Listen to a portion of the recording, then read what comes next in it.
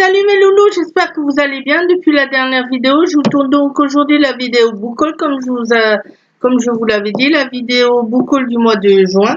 Donc je vais vous reparler d'un livre que je vous ai parlé dans la dernière vidéo, c'est-à-dire le challenge Paye ton slip de Séverine. C'est le tome 1, Le cercle de Célé Heria, Légendion, donc de Rémi Beaumont aux éditions Des mots qui trottent. Donc c'est celui-là. Alors comme je vous ai dit dans l'autre vidéo, celui-là je veux vraiment pas savoir de quoi ça parle, c'est du fantasy. Donc en barre d'infos je vous mettrai le lien vers la page Facebook de l'auteur.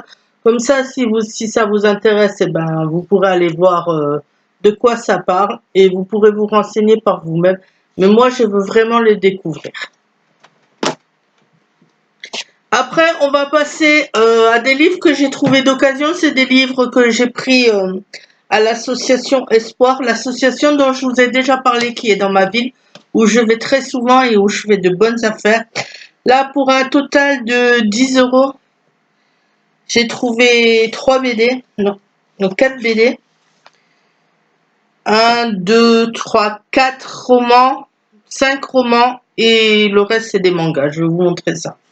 Alors tout d'abord, c'est une BD que je lis de temps en temps, mais je la prends surtout pour mon fils parce que j'avais commencé à lui faire la collection il y a un moment de ça, c'est les Titeufs de Zep.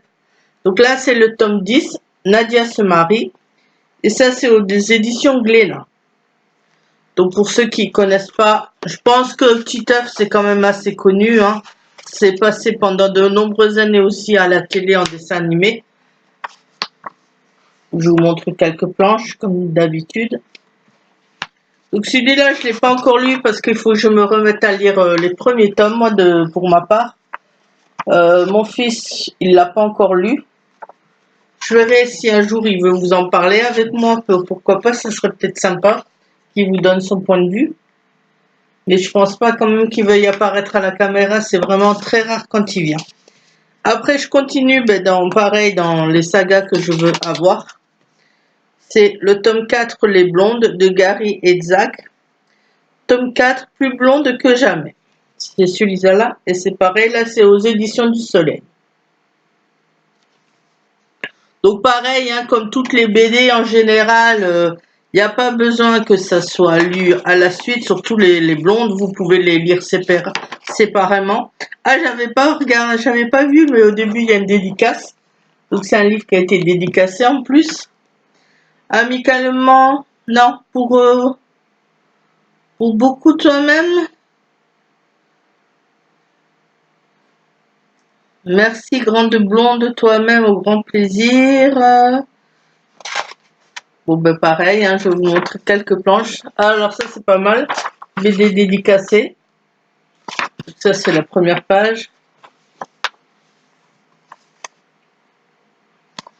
Je ne vais pas trop vous en montrer comme d'habitude, parce que pour ceux qui veulent les lire, pas avoir le spoil. Voilà. Après, c'est deux BD de la saga Les Profs. Donc c'est le tome 2, j'ai vérifié, en plus c'est deux que je n'ai pas, c'est le tome 1, pardon, et le tome 2. Donc le tome 1, c'est Interro surprise de Pika et d'Eroc aux éditions Bambou Édition. C'est celui-là. Alors là, je suis contente parce que j'avais le 8, j'avais le tome 8, je crois, le tome 10 et le tome 11, quelque chose comme ça. Là, j'ai en fait trouvé les tomes 1 et 2 d'occasion, donc c'est super. En plus, les états, ils sont nickel. Je suis vraiment contente parce que dans cette association, à chaque fois, je trouve de super beaux livres, vraiment dans un état impeccable, même pratiquement neuf. On dirait que certains bouquins, ils n'ont jamais été lus. Donc ça, c'est cool. Et le tome 2, c'est l'auto-école. C'est celui-là. Alors celui-là, je suis pas sûre. Il faut que je vérifie sur Livre Addict, mais je crois que je l'ai en double tome. Au cas où, si je l'ai en double tome, je le ferai gagner sur ma chaîne. Mais à voir, hein. D'abord, il faut vraiment que je vérifie. Donc là, pareil, c'est de Pika et des Rocs, et c'est chez Bambou Édition comme l'autre. J'aime bien ces BD là, c'est assez humoristique, c'est assez, humour noir, un peu humour trash comme les blondes, où il y a des choses vraiment véridiques sur les profs et d'autres c'est complètement inventé, c'est complètement délire. Mais c'est vraiment toujours sympa à lire. On rigole bien avec ces BD, franchement, je vous les recommande. Et maintenant, je vais passer au roman. Alors, celle-là, c'est un mini-roman, on peut pas appeler ça un roman, c'est plus aussi une BD. C'est un guide, le mini-guide du lion, du 23 juillet au 23 août en BD, que j'ai trouvé pareil dans cette association. Et ça, c'est de J'aime lire. Je pense peut-être que vous connaissez, ils font ça sur tous les signes.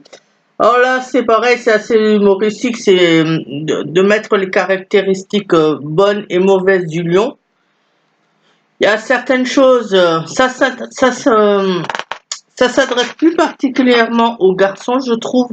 Mais bon, en étant une femme, on peut aussi quand même y retrouver ces caractéristiques. C'est sympa, on rigole bien.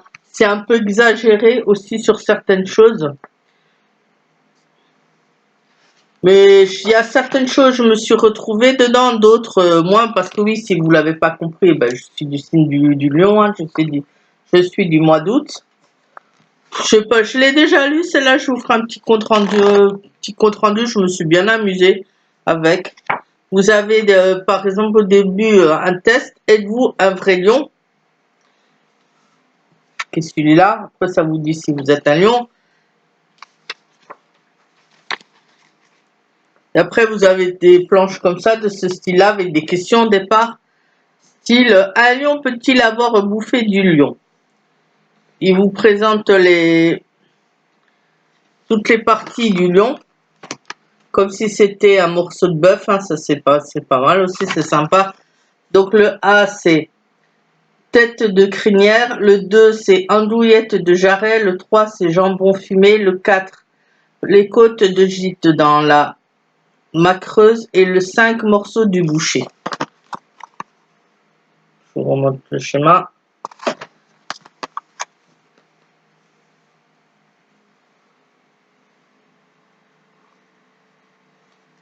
Donc, par exemple, vous avez donc pour le lion peut-il avoir bouffé du lion, donnée numéro 1.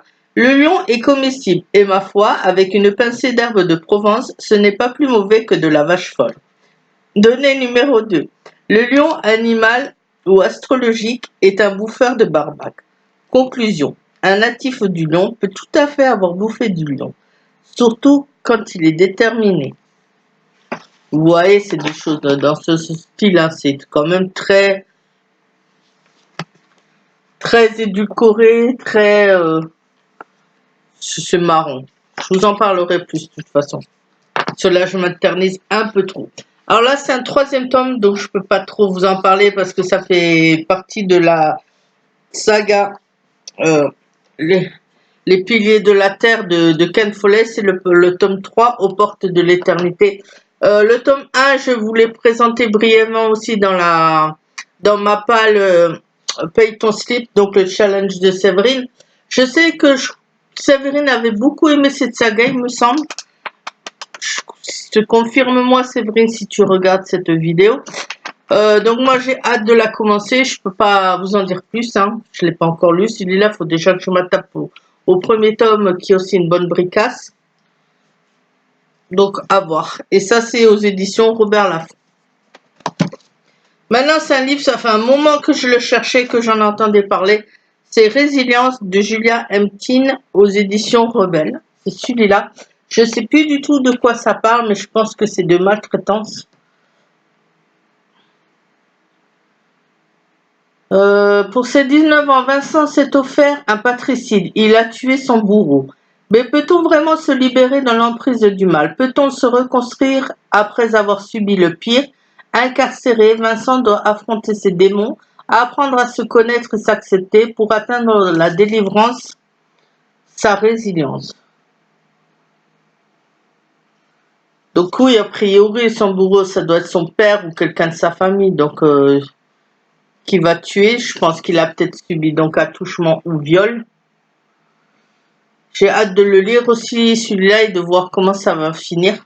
pour ce jeune homme, qu'est-ce qui va se passer en prison. Et maintenant, c'est l'autre que je vous présente, c'est Alexandre Dumas, Les 1001 fantômes, histoire effrayante. C'est Manitoria, les belles lettres, l'édition. Je connaissais pas du tout ces récits-là d'Alexandre Dumas. Il est plus connu pour Les Trois Mousquetaires ou Le Comte de Monte Cristo. Mais ça, je savais pas qu'il avait fait des contes effrayants. Donc pareil, celui-là, je peux en savoir trop. J'ai vraiment envie de le découvrir. Je vais peut-être même le rajouter dans la palle du challenge de Séverine. Vous avez vu, je fais de la pub pour Séverine, hein, parce que franchement, c'est bien ce qu'elle fait. Allez-y, abonnez-vous à sa chaîne, regardez ses vidéos et faites-lui de la pub aussi. Donc celui-là, je vais aussi le rajouter, je pense. Maintenant, on va passer à un tome 6, mais celui-là, c'est une saga que j'adore aussi, comme Le Seigneur des Anneaux. C'est un livre que j'ai déjà lu, mais celui-là, ça sera pour rajouter à ma collection. Ça faisait un moment que je le cherchais parce que j'ai les 6 autres dans cette édition-là. C'est le Harry Potter et le Prince de Sang Mêlé, donc le tome 6 de J.K. Rowling aux éditions Gallimard. C'est le grand format. Ça, c'est les premières éditions qui ont été faites. Et je suis vraiment contente de l'avoir trouvé. Celui-là, pareil à l'association. Enfin, je l'ai trouvé. D'ailleurs, je pense, si ça vous intéresse, n'hésitez pas à me le dire, mais je pense que je la ferai quand même. Une vidéo sur ma collection Harry Potter, sur tout ce que j'ai au niveau Harry Potter, livres et pop. Je vous ferai ça peut-être après, celle-là, tiens d'ailleurs. Je la ferai aussi parce que j'avais vu ça sur plusieurs chaînes et je trouvais sympa toujours de voir ce que les autres ils ont. Alors c'est pas pour me vanter, c'est pas pour me montrer non plus, hein, c'est vraiment par amour de la saga Harry Potter et pour rejoindre les amoureux d'Harry Potter pour voir entre nous ce qu'on a. C'est pas pour se la péter, hein, parce que je suis pas du tout comme ça, franchement, et si je voulais me la péter, je me la pèterais pas comme ça, je me la pèterais autrement. Mais c'est pas mon style. Après, c'est un livre que j'ai trouvé donc toujours à l'association. Là, je suis super contente parce que c'est un livre qui coûte dans les 28 € et je l'ai eu pour 3 € moi. Je vous dis un tout avec tout ce que j'ai là, tout ce que je vous montre, j'en ai eu pour 10 ou 12 € dans l'association. Et en plus, j'ai vu sur le côté, il y a marqué ça, je sais pas si vous allez voir, c'est un service presse normalement. Donc c'est quelqu'un qui a reçu ça en service presse. Donc super contente de l'avoir trouvé. Donc c'est sur la saga, la deuxième saga que j'adore. Et là c'est le Hobbit annoté de J.R.R. Tolkien. Donc l'annotation de Douglas A. Anderson. Aux éditions, je connais pas cette édition, c'est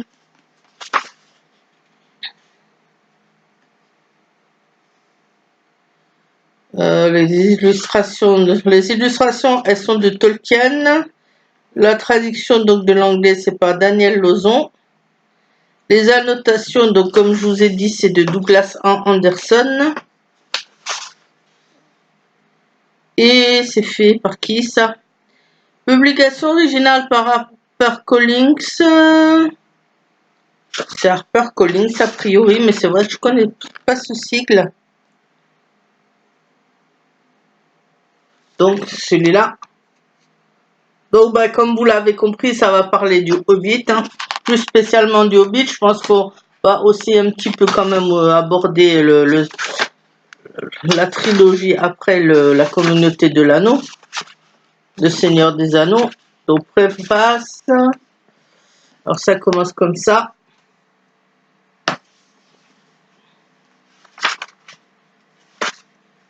J'ai pas encore eu le temps vraiment de la fêter, mais je pense que je vais passer des super bons moments dedans parce que pour toutes les personnes qui sont fans de cette saga, ben vraiment un bouquin comme ça, c'est génial. Donc il y a des photos, des illustrations. La colline Hobbitville de l'autre côté de l'eau de J.R. Tolkien. Fin de Val de J.R. Tolkien. C'est tout Tolkien qui a fait ses dessins en plus. Donc voilà, vous l'avez compris, ça va parler du Hobbit, je vais en apprendre un peu plus, je pense, sur comment Tolkien a eu ses idées, d'où ça lui est venu, est-ce qu'il s'est inspiré de faits réels, est-ce que c'est complètement de l'imaginaire, donc aussi son histoire. J'ai vraiment hâte de lire ce livre. Bon, après, c'est quand même petite pavasse aussi. C'est pas un livre qu'on lit, je pense, en continu, parce qu'il faut quand même le lire petit à petit pour prendre le temps de bien assimiler toutes les informations dedans. Mais vraiment super, quoi. C'est la personne qui avait ce livre en cercle d'espace qui l'a pas gardé. Merci, merci, merci, merci, parce qu'au moins comme ça, maintenant, je l'ai. Et maintenant, je vais passer donc au manga que j'ai trouvé. Alors, j'ai trouvé les 7 premiers tomes d'un manga. Et après, ça s'arrêtait malheureusement, il n'y avait pas le reste et il n'y avait plus que le 11e tome. Donc le tome 1, si je vous montre à l'envers, ça ira pas. Le tome 1 de Vampire Knight, de Matsuri Ino, et c'est aux éditions.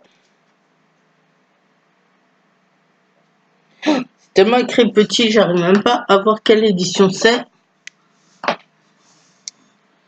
On va mettre la lampe. C'est aux éditions Panini Manga. Donc c'est celui-là. Là, il faut que je relis le nom de la classe parce que je ne sais plus. Je vais vous relire le synopsis du premier. Ah oui, voilà, ça se passe dans une académie.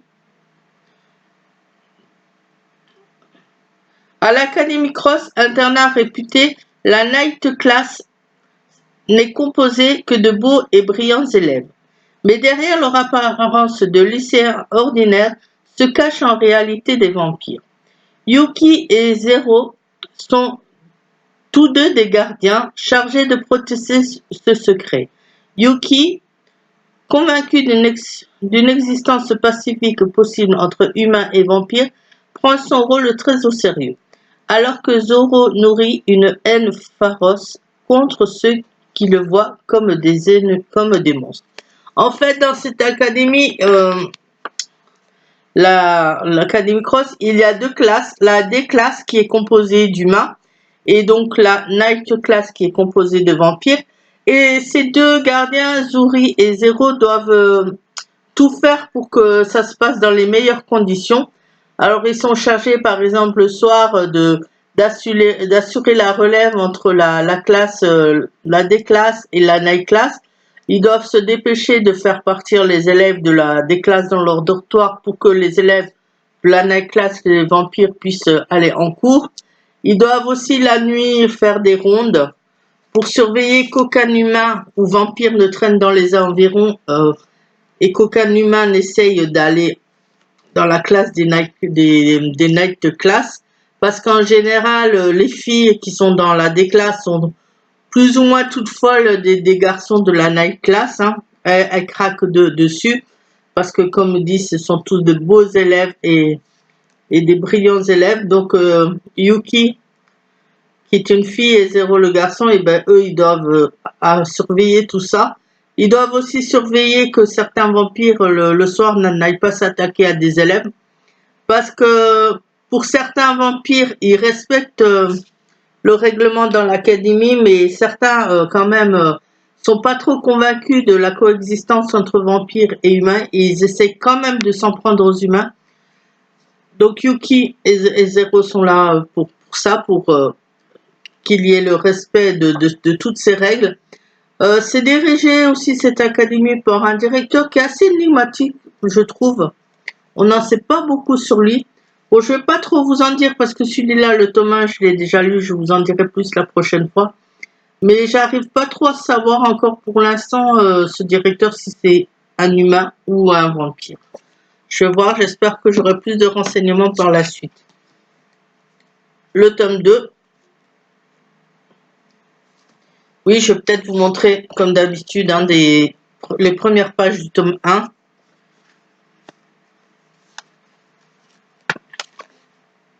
Donc franchement, c'est un manga qui n'est pas violent, je crois que c'est un shoujo.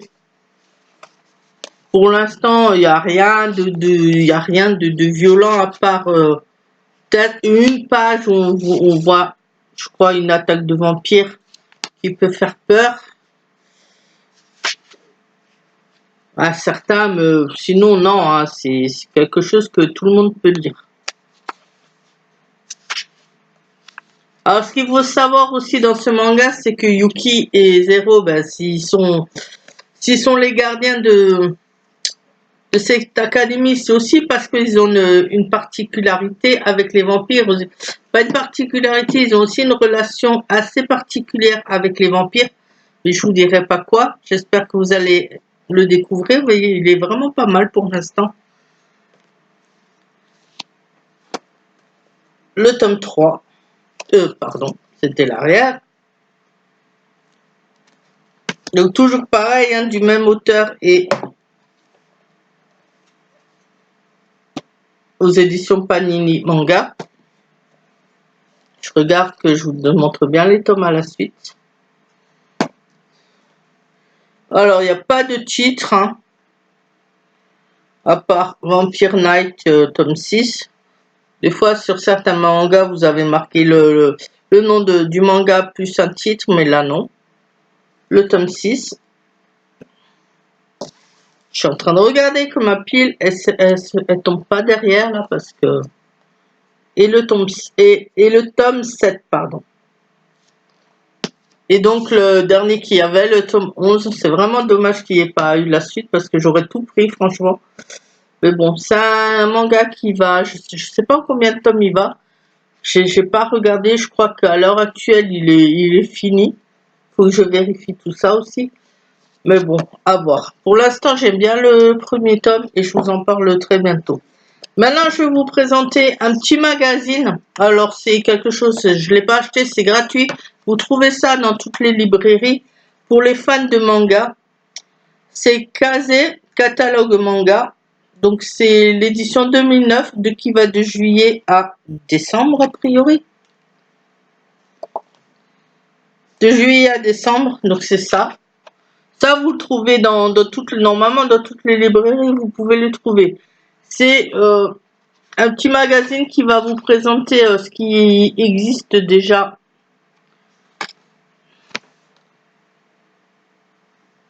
Non, c'est un magazine qui se présente comme ça, avec un sommaire. Et ça va vous présenter tous les mangas qui vont sortir chez les éditions Kazé, donc au mois de juillet jusqu'au mois de décembre. Donc, mais ça commence même avant le mois, il y a marqué juillet, mais là ça commence même avant juillet, vous voyez. Ils vous mettent même la fin juin, même à partir du 26 juin.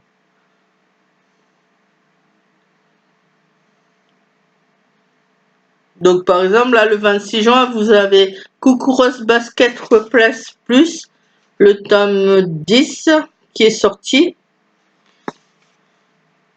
Vous avez Beyblade Burst qui est sorti aussi. Amatsuki 21, le tome donc 21. Vous avez Queen's Quality, le tome 8. Vous avez Black Lagoon, le tome 11 qui est sorti. Donc après, vous avez des illustrations aussi comme ça.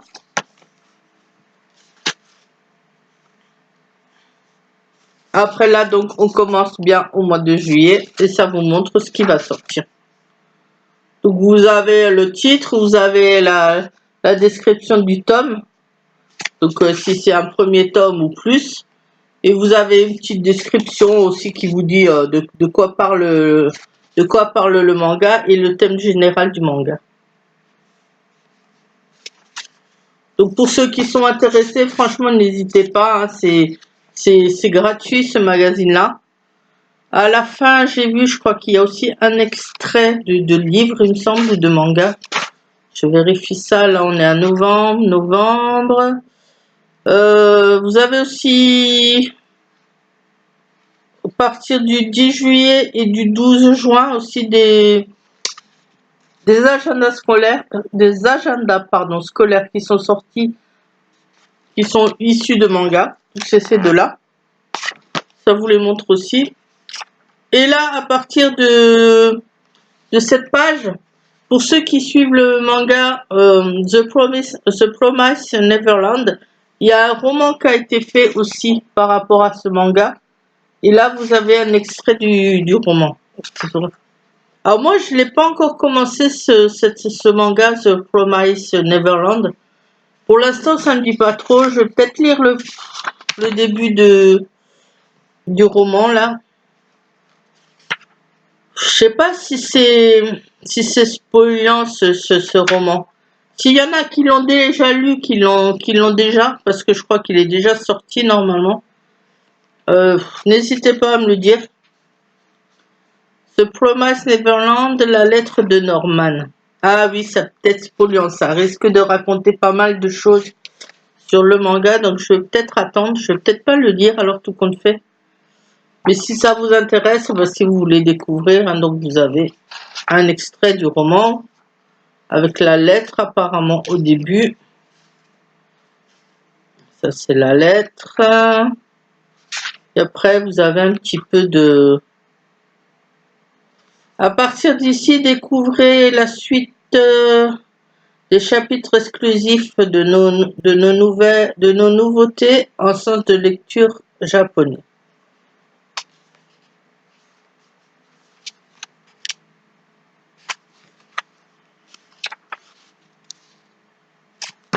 Voilà mes loulous, je crois que cette vidéo a été assez longue, c'est tout pour cette fois-ci. Je vous laisse et je vous dis à la prochaine fois. Bye bye.